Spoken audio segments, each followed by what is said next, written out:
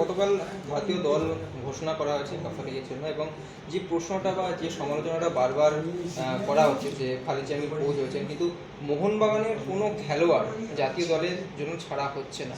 তো মোহনবাগান এএফসি খেলতে চলেছে, তো এই পুরো বিষয়টিকে নিয়ে আপনি কি বলবেন?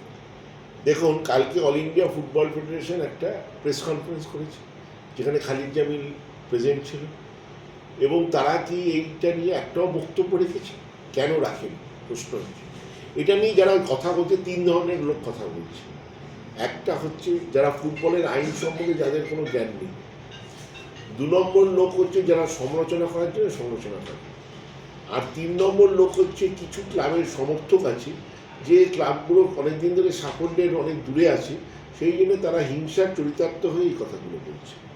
কারণ আপনাদেরকে বলি, এই যে টুর্নামেন্টটা ইন্ডিয়া খেলতে যাচ্ছে, ওটা একটা ইনভিটেশনাল টুর্নামেন্ট। ওখানে কোনো ফিফা র্যাঙ্কিংয়ের কোনো নম্বর হবে না।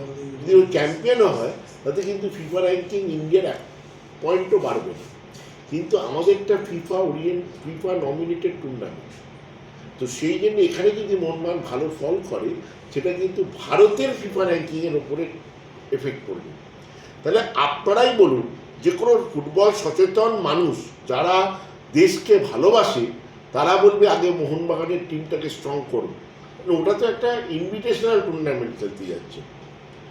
ওটা তো দেখুন, এটা ওই একটা টুর্নামেন্ট অনেকদিন আগে একটা ক্লাব জিতেছিল, সেটা যেরকম ইনভিটেশনাল টুর্নামেন্ট ছিল, তাতে ফিফা র্যাঙ্কিংয়ের কোনো পয়েন্ট হয়নি। কিন্তু এটা লোকে অনেকে জানে না, সেই জন্যই আমি এটা জানিয়েছি।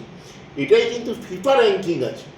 চ্যাম্পিয়ন্স লিগে যদি আমরা ভালো ফল করি, তো সেই জন্য এটা তো খুব সহজ ব্যাপার।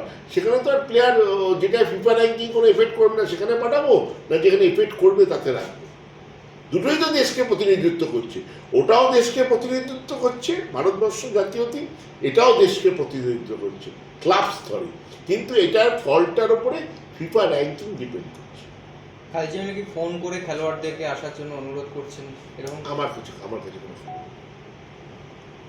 এবং আরেকটা বিষয় যেটা হচ্ছে, সম্প্রতি ইস্টবেঙ্গল দলের মহিলা ফুটবল টিম গতকাল দুরন্ত জয় পেয়েছে, এবং আপনারাও নির্বাচনের সময় বারবার বলছিলেন যে মোহনবাগানের মহিলা টিমের ব্যাপার, সেই বিষয় নিয়ে আমার এক্ষুনি বলার মতো জায়গায় নেই। তো কার্যকরী সমিতি সবাই মিলে আলোচনা করে সিদ্ধান্ত নেবে। এটা তো আমার একার ব্যাপার নয়। আর মোহনবাগানের সিক্স ফরেনারের বিষয়ে কোনো আপডেট রয়েছে? নিশ্চয়ই কিছুদিনের মধ্যে আপনারা জানতে, খুব শীঘ্রই জানতে পারবেন আমাদের 6 ফরেনার। কারণ তিনি আসবেন, তিনি প্র্যাকটিস করবেন, তবেই তো চ্যাম্পিয়ন্স লিগে খেলতে পারবেন। এএফসির আগে আসতে পারে।